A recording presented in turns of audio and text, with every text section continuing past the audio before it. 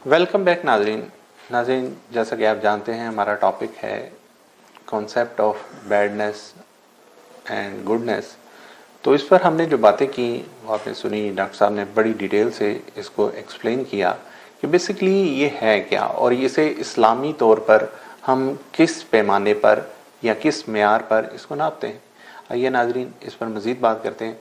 अच्छा डॉक्टर साहब, इंसान जब पैदा होता है तो उसके अंदर ये दोनों चीज़ें एडिड होती हैं, जबिली तौर पर ये चीज़ें उसे वदीयत की जाती हैं। जी, इसमें यह है कि इसको हम ये जो पैदाइश के वक्त उसका है, एक बात तो यह है कि हदीस है कि हर जो बच्चा है वो अपने फितरत सलीमा पर पैदा होता है। ठीक है। लिहाजा अगर बच्चा जो है उसको इर्द गिर्द से माहौल की आलाइश और आलूदगी ना मिले तो वो एक अच्छा इंसान बनना उसका एक यानी कि नेचुरल प्रोसेस है। अब है उसके अंदर क्या क्या चीज़ें हैं, तो हम अगर देखते हैं तो हमें दो चीज़ें नज़र आती हैं। एक तो उसके अंदर एक नफ्स है, ठीक है, जो उसे उभारता है मुख्तलिफ चीज़ों में। इसमें इसके दो हिस्से हम कर लें। देखिए, एक है ज़रूरियात होती हैं ज़िंदगी की, जिन्हें हम प्राइमरी मोटिव्स कहते हैं। प्राइमरी मोटिव्स वो हैं जिनके बगैर जो जिस्म की ज़रूरत है और जिनके बगैर गुजारा नहीं है। सांस लेना, खाना खाना पीना, पानी पीना, इसी तरह इंसान का सेक्सुअल उसकी डिज़ायर और शादी और उसकी आगे नस्ल बढ़ाना। अब ये वो चीज़ें हैं जो उसके जिस्मानी ग्रोथ के लिए ज़रूरी हैं। कुछ ऐसी चीज़ें हैं जो इसकी इस चीज़ का तो हिस्सा नहीं है, वो इसे शायद उसकी आप कह लें कि स्पिरिचुअल साइड का ही हिस्सा है, लेकिन उसमें बैलेंस नहीं रहता। मिसाल के तौर पे इंसान के अंदर गुस्सा, अनानियत, जज्बा इंतकाम या ऐसे जज्बे। अब ये जो जज्बे होते हैं आम तौर पे इन्हें हम मोटिव्स जो कहते हैं वो आम तौर पे सेकेंडरी होते हैं। ठीक है। तो ये दोनों चीज़ों को अगर हम इकट्ठा करें तो ये वो चीज़ें हैं जो इंसान को शर की तरफ उभारती हैं। कैसे? सबसे पहली बात तो ये है कि हमारे अंदर सर्वाइवल की बड़ी ख्वाहिश है और सर्वाइवल के लिए इंसान कुछ भी कर जाता है। जब वो माशरे में ग्रो करता है और उसे ये नज़र आता है कि उसका किसी भी जगह पे उसकी सर्वाइवल चैलेंज हो रही है, ठीक है, तो वो इसको बहुत एग्रेसिवली लेता है। फिर वो इर्द गिर्द के लोगों को अपना कंपेटिटर समझता है। ठीक है। और इसीलिए एक जेलसी का फैक्टर सबके लिए होता है, इवन भाई का भाई के लिए, दोस्तों का दोस्ती के लिए, क्योंकि वो समझते हैं कि वो उनकी फिजियोलॉजिकल और साइकोलॉजिकल ग्रोथ जो है ना, या उनका सर्वाइवल वो कहीं हिंडर ना हो जाए। एक तो ये मसला, और यहाँ से शर पैदा होता है, यहाँ से आपके दिलों में नफ़रत, हसद और ये चीज़ें पैदा होती हैं। अच्छा, ये इसका आगाज़ जो है आपकी नेचर में भी मौजूद है। जैसे हमने कहा, आपकी जब खाने की ख्वाहिश है तो जब वो ज़्यादा हद से बढ़ जाए, अगर हम उसे कंट्रोल ना करें तो वही जो खाना है वो आपकी बहीमियत की तरफ आपके उभारता है। दूसरा ये होता है कि फिर आप उसके लिए दूसरों का हिस्सा भी खाना शुरू कर देते हैं। और इसी तरह हमारे जो इसमें बाकी देखा है सेक्सुअल डिज़ायर है, अगर इसको प्रॉपर तरीके से ना पूरा किया जाए तो ये माशरे का बहुत बड़ा अलमिया बन जाता है। अच्छा। बल्कि अगर हम एक जर्मन जो थे साइकोलॉजिस्ट योंग, जिस हमारे यहाँ क्योंकि वो JUNG लिखा होता है, लोग जंग पढ़ते हैं, but his name is Yong. तो योंग की फ़िलासफ़ी जो है वो पिछले 100 साल से तकरीबन वो इस बात पे मुनहसर थी कि जो इंसान के अंदर सबसे बड़ा मोटिव है वो सेक्सुअल डिज़ायर का मोटिव है। ठीक है। और इंसान अपने बहुत सारे काम इसलिए करता है कि वो अपोजिट सेक्स को मुतासिर करना चाहता है। ठीक है, अट्रैक्शन, आप अपने आप को संवारते हैं, अपने आप को सजाते हैं। आप जब आगे बढ़ते हैं तो आप चाहते हैं कि कोई आपको पसंद करे, उसके लिए आप उस मुकाम पे पहुंचना चाहते हैं कि ज़्यादा से ज़्यादा अपोजिट सेक्स आपकी तरफ राग़िब हो जाए। अब ये वो चीज़ है जिसने माशरे में एक बड़ा इम्पोर्टेंट है। और देखें, दीन जो होता है ना वो इसको सबसे पहले कंट्रोल करता है। इस्लाम, ख़ास तौर पे हम दीन इस्लाम की बात करें तो वो ये है कि जैसे ही इंसान अपनी ज़िम्मेदारी से फारिग हो उसकी शादी कर दो। ओके। जैसे ही वो अडल्टहुड पे हो और उसके ऊपर कोई बड़ी जिम्मेदारी नहीं, उसने तालीम का चीज़ें पूरी कर ली, ताकि जो उसकी सेक्सुअल डिज़ायर है वो नॉर्मल रास्ता लें और वो भी पूरी हो जाए। तो ये तो वो चीज़ें हैं जिनको हमें कंट्रोल करना है, जो जबिल्लत में शामिल हैं। अब दूसरा, आपने कहा कि क्या ये आपकी ग्रोथ के साथ इसका अफेक्ट आता है? डेफिनेटली आता है। जैसे हमने देखा कि नर्चर बड़ा इंपॉर्टेंट है। हम किस तरह के माहौल में, आपने पहले भी कहा कि बाज़ जगहों पे एक चीज़ बुराई नहीं समझी जाती, तो आप किस तरह के माहौल में आप ग्रो कर रहे हैं, अब उसके इफ़ेक्ट्स आपके ऊपर आना शुरू हो जाते हैं। ایک جاہل معاشرے میں بندہ گرو کرے تو جاہلیت کی بہت ساری جو تعصبات ہیں، خاندان ہے یا آپ کی اپنی بڑائی پن ہے، وہ سارا کچھ آپ میں آ جاتا ہے. آپ انسان کو یا دنیا کو صرف اپنی نظر سے دیکھتے ہیں، جبکہ تعلیم آپ کا کینوس وسیع کر دیتی ہے.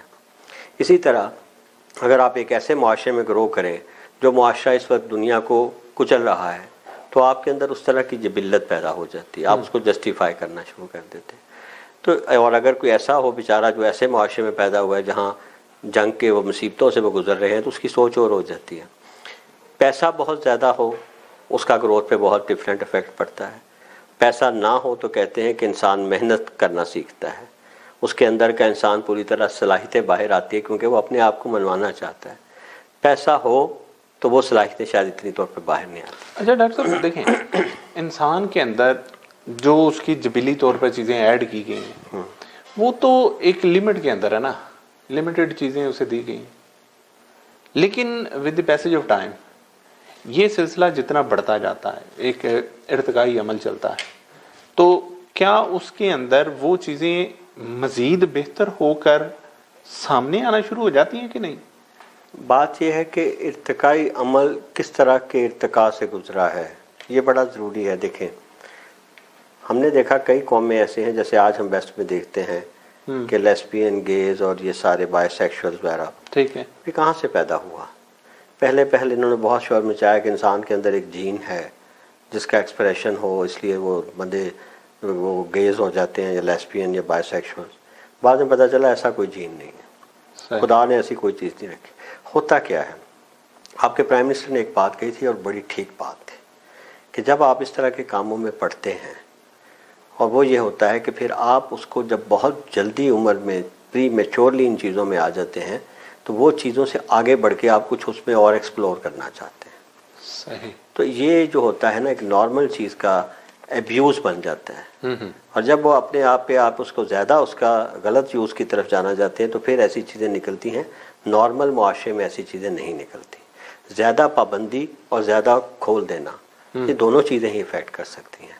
تو اس کا مطلب یہ ہوا کہ ہمارا ارتقائی عمل کس طرح سے ہو رہا ہے. معاشرے کو جو اچھائی اور برائی کا کانسیپٹ ہے اس کو بڑا صاف رکھنا چاہیے. جیسے جیسے یہ لائنز مٹتی جاتی ہیں، اب اس میں دیکھیں اسلام کا کیا طریقہ ہے. اللہ پاک نے حضرت آدم کو منع کرنا تھا کہ آپ یہ پھل نہ کھاؤ، لیکن کہا لا تقربا ھذہ الشجرہ، اس درخت کے پاس بھی نہیں جانا. اب دیکھیں دونوں باتوں میں کیا ہے، جب آپ پاس جاؤ گے تو آپ کی پروبیبلٹی کہ آپ اس کو کھا لو گے بڑھتی جائے گی. ڈیفینیٹ. جیسے کہتے ہیں کہ جنگ میں زیادہ تر تو وہی شہید ہوتے ہیں جو بارڈر پہ جا کے لڑتے ہیں. ٹھیک ہے نا. اسی طرح بہت ساری ہم نے چیزیں دیکھیں کہ اگر آپ ایسے علاقے میں چلے جائیں جہاں کہ وبا پھوٹ رہی ہو تو جو اس علاقے میں جائیں گے اس وبا سے مرنے کے چانسز ان کے ہی زیادہ ہوں گے نا. ایگزیکٹلی. تو اس کا مطلب یہ ہوا کہ جس طرح کا ماحول ہو، جس طرح کی چیزیں ہوں، وہ افیکٹ کرتی ہیں آپ کو. اب اس میں کیا کیا جاتا ہے کہ اس ماحول سے بچ جاؤ. اس کے لیے بڑا کلیئر کٹ ایک طریقہ ہے کہ غلط اور صحیح کی امتیاز رہنا چاہیے. جب معاشرے میں یہ تفریق ختم ہونا شروع ہو، یہی تو میرا پہلے بھی تھا کہ صحیح اور غلط کا تعین کون کرے گا. کوئی ایسے رولز ہیں، کوئی ایسا معیار بنا ہوا ہے، کوئی اسکیل ہے کہیں؟ اصل میں ساری دنیا کا اگر آپ پروسیس دیکھیں نا، وہ اسی کے پیچھے تو ہے. جو دنیا کے قوانین بنتے ہیں، جو دنیا کے آئین بنتے ہیں، جو آپ کی مذہب کی کتابیں ہیں، جو فلسفی کی کتابیں ہیں، تو آپ دیکھیں بڑے بڑے فلاسفرز نے کیا کام کیا ہے. ایتھکس ایک بہت جو ہے نا فلسفی کی برانچ ہے ایتھکس. ایتھکس انہی چیزوں کو ڈیل کرتا ہے کہ کیا کرنا چاہیے، کیا نہیں کرنا چاہیے، جو نہیں کرنا چاہیے وہ کیوں نہیں کرنا چاہیے. میں نے آپ کو اس کی مثال دی کہ اس میں یہ کہا گیا کہ جو برائی ہے وہ اس کی تعریف یہ ہونی چاہیے کہ وہ یا اچھائی ہے کہ وہ معاشرے کو اس کا فائدہ ہوتا ہے یا برا. روسیو ایک بہت بڑا فلاسفر گزرا ہے فرانس میں. روسیو نے جب یہ آپ کو فرینچ ریولوشن جو ہے اس کے وقت میں وہ اپنی تھیوریز پیش کر چکا تھا اور اس نے فرینچ ریولوشن میں بڑا اہم کردار اس کا تھا. اس نے ایک بات کہی جو اگرچہ ہمیں پہلے ملتی ہے ہمارے مسلم فلاسفرز میں، لیکن کیونکہ آج لوگ ذرا ماڈرن زبان سمجھتے ہیں، تو اس نے یہ بات کہی کہ دیکھیں ایک ہے آپ کی ول اور ایک ہے فری ول. میں آزاد پیدا ہوا ہوں تو مجھے آزادی میرا حق ہے. ٹھیک ہے. لیکن جب وہ اس پہ بہت زیادہ خود ہی ڈیٹیل پہ بات کرتا ہے پھر وہ کہتا ہے میری آزادی کہاں تک ہوگی؟ کیا مجھے اس بات کی آزادی حاصل ہے کہ میں اٹھ کے سامنے والے آدمی کو تھپڑ مار دوں؟ یس، میرا دل کر رہا ہے لیکن یہ تو کوئی آزادی نہیں. اس کا مطلب یہ ہوا کہ میری آزادی وہاں ختم ہو جاتی ہے جہاں دوسروں کے حقوق شروع ہوتے ہیں. اب اگر آپ غور سے سارا دیکھیں قرآن کا فلسفہ تو وہ ہے ہی حقوق اور فرائض. تم نے کیا کرنا ہے، تم نے نہیں کرنا کیا، یہ کام کرنا چاہیے، یہ نہیں کرنا چاہیے. امر بالمعروف و نہی عن المنکر، صحیح. بھلائی کا حکم. اب بھلائی ہمارے ہاں بہت ڈیفائنڈ ہے، اس میں یعنی کہ کوئی ہے ہی نہیں، جھوٹ بولو گے تو یہ سزا ہے. خدا اس کو بالکل پسند نہیں کرتا. زنا کرو گے، اس طرح کا زنا کرو گے تو اس طرح برا ہے. اوکے. اگر جھوٹی گواہی دو گے تو اس طرح کی گواہی دو گے تو یہ ہے، اور اس طرح کی گواہی دو گے تو یہ اتنا بڑا گناہ ہے. اگر آپ چلتے ہوئے کسی کا مال لوٹ لو گے، اتنی مقدار ہے تو یہ سزا ہے، اتنی مقدار ہے تو یہ سزا ہے. ٹھیک ہے. اگر آپ نے کسی کو جاتے ہوئے دل دکھا دیا، وہ اس قانون کے درجے میں نہیں آتا، لیکن وہ خدا کو آپ ناراض کر دیا آپ نے. تو زندگی کا ہر لمحہ مذہب تو اس کو بڑا ہی کھول کے، اور اسلام نے تو، بعض لوگ کہتے ہیں کہ اسلام نے زندگی کی چھوٹی چھوٹی باتوں نے قرآن میں اتنا زیادہ لکھا ہوا ہے اور فلسفہ بڑا کم ہے، اس لیے کہ اس فلسفے کی ساری بنیادیں تو چھوٹی چھوٹی باتوں سے ہیں. تو یہ جو بڑا کلیئر کٹ ہے. لیکن بات یہ ہے کہ فلاسفرز اور باقی لوگوں نے بہت ٹھوکریں کھا کے سیکھا. صحیح. اگر آپ حضور صلی اللہ علیہ وسلم کی زندگی دیکھیں تو جب کوئی غلط کام کوئی کرتا تھا، آپ فوراً اس کو روک دیتے تھے کہ یہ کام جو ہے غلط ہے، اس کو نہیں کرنا، صحیح کام یوں ہے، اس کو یوں کرو. تو یہ سارا نبیوں کا کام کیا تھا کہ صحیح اور غلط کو صاف اور واضح کر دینا. اور اسلام نے سب سے بڑا کام یہ کیا کہ اس کے درمیان بڑی کلیئر لائن کر دی. اچھا، میں وہ روسیو کی بات کر رہا تھا. روسیو نے یہ کہا کہ آپ، لیکن وہ جو میری جو ہے خواہش وہ کہاں جائے گی؟ تو اس نے کہا ایک ہوتی ہے محلے کی خواہش. مثال کے طور میرا دل کرتا ہے میں گھر بناؤں جس کی دیواریں ہی نہ ہوں. ٹھیک ہے نا؟ لیکن محلے والے کہیں گے نہیں جی یہ سیکیورٹی کا مسئلہ پڑے گا، یا اس کی دیواریں نہ ہونے سے ایک دوسرے کی تانگ جھانک ہوگی. ٹھیک ہے. لہٰذا میری جو خواہش ہے اب وہ معاشرے کی خواہش کے آگے آ گئی. جب یہ ہو جائے تو اس کا خیال ہے پھر معاشرے کی خواہش زیادہ مقدم ہے. اس کو وہ کہتا ہے general will of the people, جس کی بات میں نے شروع میں کی ہے کہ بھلائی اصل وہ ہے جو معاشرے کے لیے ہو، اور برائی وہ ہے جو معاشرے کو خراب کرے. ٹھیک ہے. تو اس کا جو کانسیپٹ ہے نا، وہ کہیں بہت زیادہ ڈیٹیل میں جا کے تو تھوڑا ہو سکتا ہے آگے پیچھے، جسے کہتے ہیں دا dual لائز in the detail. Otherwise تو یہ سارے کے سارا ہسٹری جو ان ہیومن کائنڈ کی ہے ہر دور میں اسی پہ ہی کام ہوا ہے. اور آج کل کم از کم ویلیوز، اقدار جو اب ختم ہو رہے ہیں وہ تو تھے ہی یہی نا، کہ آپ نے یہ کام کرنا ہے. کنفیوشس کو پڑھیں آپ، چائنیز ساری ان کی فلسفی پڑھیں، آپ ہندوازم کو پڑھیں، ان کی دیکھیں کتابیں کس طرح سے ہے وہ کہ کیا کرنا چاہیے، سامنے آئے کون تھے کیا کرنا.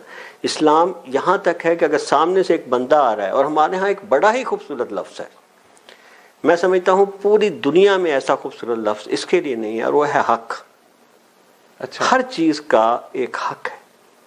سب سے بڑا حق اللہ کا ہے کہ اس کے حق ادا کیا جائے، اس کی عبادت کی جائے، اس کی بات مانی جائے، کیونکہ وہ خالق ہے.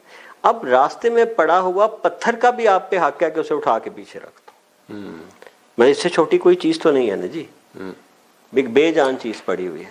ایک چڑیا جو آ کے، ایک بلی، ایک جانور کا آپ پر حق ہے، اس دنیا کا آپ پر حق ہے، اور آپ کا اس دنیا پر حق ہے. ٹھیک ہے. یہ جو حق ہے نا، یہی ڈیسائیڈ کرتا ہے حقوق و فرائض. میرے ماں باپ کے کیا حقوق ہیں، ان کے فرض کیا ہے کہ وہ مجھے جب تک میں اس قابل نہیں ہوتا خود کماؤں، میری وہ نشو نما کریں، مجھے کھانا دیں، کپڑا دیں، تعلیم دیں، تربیت دیں. ٹھیک ہے. میرا کیا حق ہے، میں ان کی عزت کروں. تو یہ آپ نے جو بات کہی ہے اسلام کے ہاں تو اس کی خوبصورتی انتہا پہ پہنچی. آپ کو مجھے کسی ریلیجن میں، مجھے کسی فلسفی میں یہ جو حق کا کانسیپٹ ہے، اور مولانا ہم نے ذکر کیا ایک پروگرام میں محی الدین ابن عربی صاحب کا، ان کی فلسفی کی بنیاد ہی الحق ہے. صحیح. کہ یہ اگر تم نے حق ادا کر دیے نا دنیا کے، تو یہی سارا جسٹس ہے. اور یہی شر اور اس کا مسئلہ ہے. اچھا ڈاکٹر صاحب، بریک کا ٹائم ہو گیا ہے. جی ناظرین، اس بریک کے بعد ملتے ہیں.